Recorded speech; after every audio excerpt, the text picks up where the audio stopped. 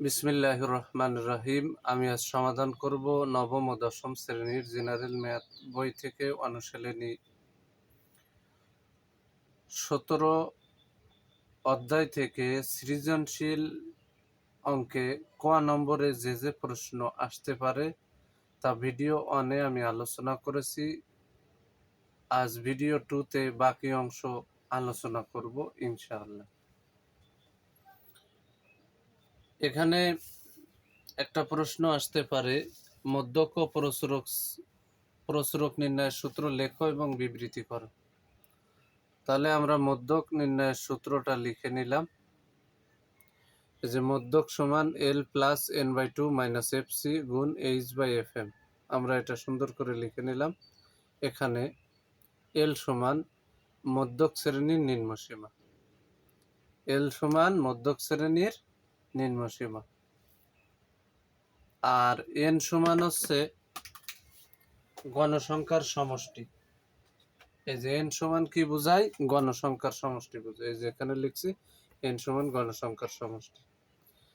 FC দ্বারা কি বোঝায়? মধ্যক শ্রেণীর পূর্ববর্তী ক্রমযোজিত গণসংখ্যা বোঝায়। এই যে গণসংখ্যা আমরা এখানে লিখে নিছি। এবার এখানে আর কি আছে? FM। FM দ্বারা মধ্যক শ্রেণীর গণসংখ্যা বোঝায়, আর H দ্বারা শ্রেণী ব্যাপ্তি বা শ্রেণী ব্যবধান বোঝায়। তাহলে H দ্বারা কি বোঝায়? শ্রেণী ব্যাপ্তি অথবা শ্রেণী ব্যবধান, একই জিনিস। আমরা মধ্যক নির্ণয়ের সূত্র এখানে লিখে দেখালাম এবং সেটা বিবৃতি করলাম। এবার আমরা প্রসারক নির্ণয়ের সূত্র লিখব। প্রসারক সমান L plus F1 plus F2 গুণ H। এই সূত্র L সমান কি বোঝায়, F1 দ্বারা কি, F2 কি, H কি, এটা আমরা এখানে ব্যাখ্যা করব বা বিবৃতি করব। এখানে L সমান প্রসারক শ্রেণীর নিম্নসীমা। যদি মধ্যক হয় তাহলে মধ্যক শ্রেণীর নিম্নসীমা লেখা লাগে, আর প্রসারক হলে প্রসারক শ্রেণীর নিম্নসীমা লিখতে হবে। F1 সমান সর্বোচ্চ গণসংখ্যা বিয়োগ পূর্ববর্তী গণসংখ্যা, এই যে।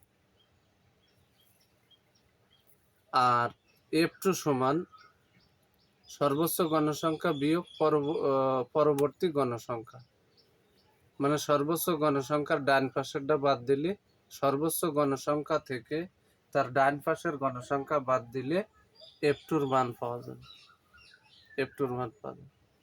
আর H দ্বারা শ্রেণী ব্যাপ্তি বা শ্রেণী ব্যবধান বোঝায়। আরো একটা প্রশ্ন ক নম্বরে হতে পারে, বিচ্ছিন্ন অবিচ্ছিন্ন চলক কাকে বলে? উদাহরণ দাও।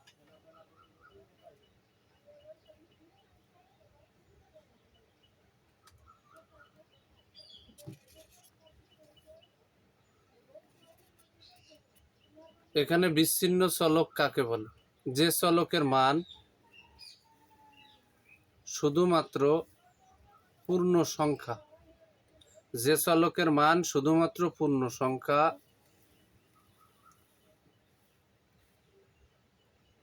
সংখ্যা হয় তাকে বিচ্ছিন্ন চলক বলে। যেমন উদাহরণে আমরা লিখতে পারি জনসংখ্যা, উদাহরণে আমরা লিখতে পারি জনসংখ্যা। তাহলে আমি আবারও বলি, যে চলকের মান শুধুমাত্র পূর্ণ সংখ্যা হয় তাকে বিচ্ছিন্ন চলক বলে। উদাহরণ হিসাবে লিখতে পারি জনসংখ্যা।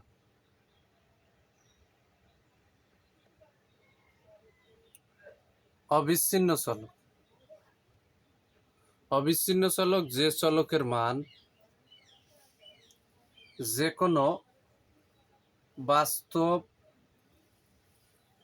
সংখ্যা হতে পারে, এই যে বাস্তব সংখ্যা হতে পারে, এই যে বাস্তব সংখ্যা হতে পারে, তাকে অবিচ্ছিন্ন চলক বলে, তাকে অবিচ্ছিন্ন চলক বলে। উদাহরণ হিসাবে আমরা লিখতে পারি, এই যে যেমন দিয়ে আমরা উদাহরণ হিসাবে লিখতে পারি বয়স, উচ্চতা, ওজন। আরো একটা প্রশ্ন হতে পারে, সে প্রশ্নটা হলো মধ্যক শ্রেণীর নিম্নসীমা, উচ্চসীমা ও মধ্যমান নির্ণয় করো।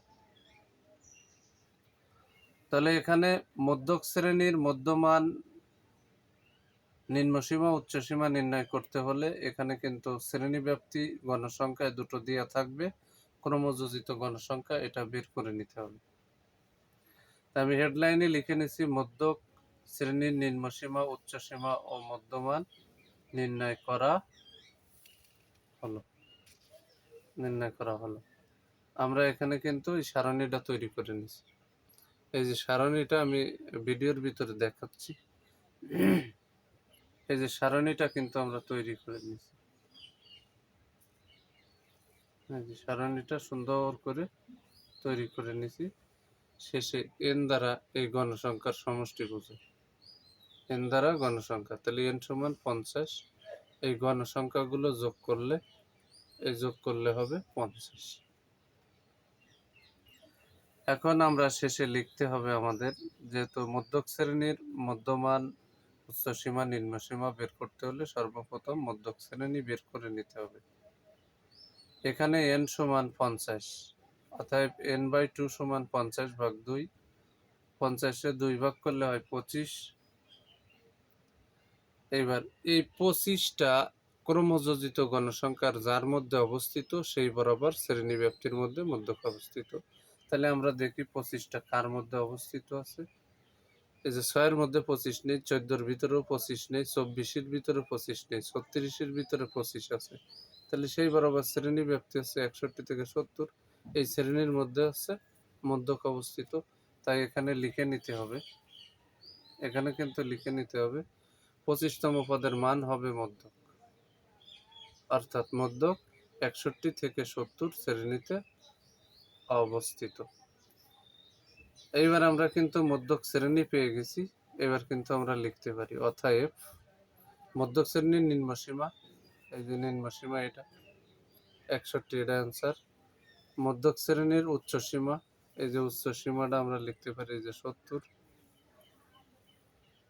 মধ্যক শ্রেণীর মধ্যমান নির্ণয় করতে হলে লিখতে হবে নিম্নসীমা উচ্চসীমা যোগ দিতে হবে 2 দিয়ে ভাগ, তাহলে যে নিম্নসীমা যোগ উচ্চসীমা ভাগ 2।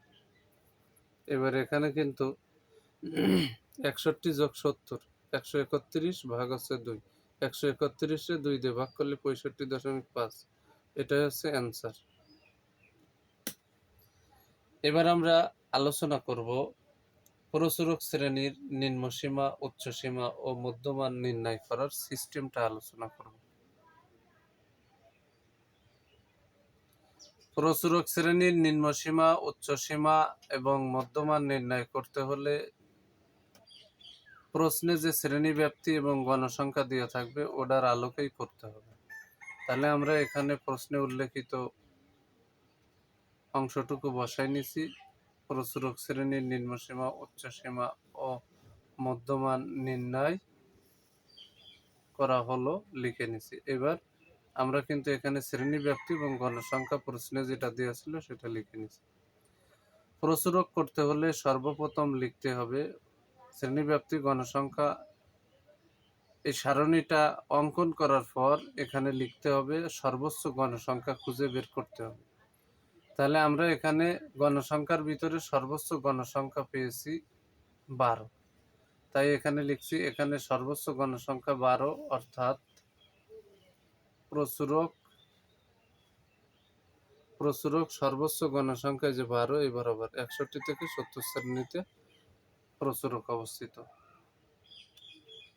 যদিও এই অঙ্কে প্রচুরক শ্রেণী এবং মধ্যক শ্রেণী একই শ্রেণীতে অবস্থিত হয়েছে, কিন্তু মধ্যক শ্রেণী খুঁজে বের করছি আমরা n/2 এর মান অনুযায়ী,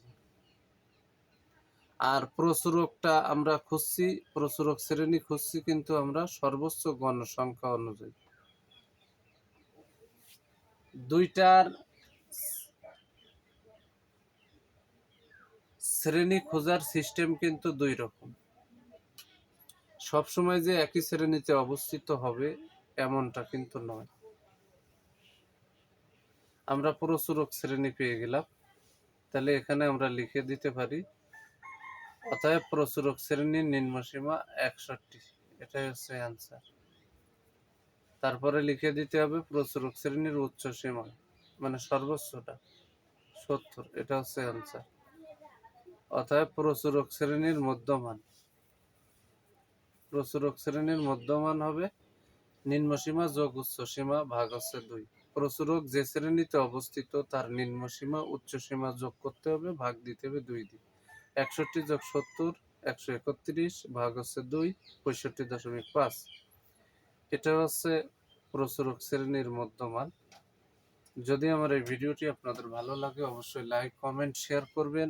প্রতিদিন নবম ও দশম শ্রেণীর জেনারেল ম্যাথ বই থেকে নতুন নতুন গণিত ভিডিও পেতে অবশ্যই আমার ইউটিউব চ্যানেল টিচিং অফ 90কে সাবস্ক্রাইব করে চ্যানেলটির সাথে যুক্ত থাকবেন, যাতে আমি ভিডিও ছাড়ার সাথে সাথে নোটিফিকেশনটি আপনার নিকট চলে যায়।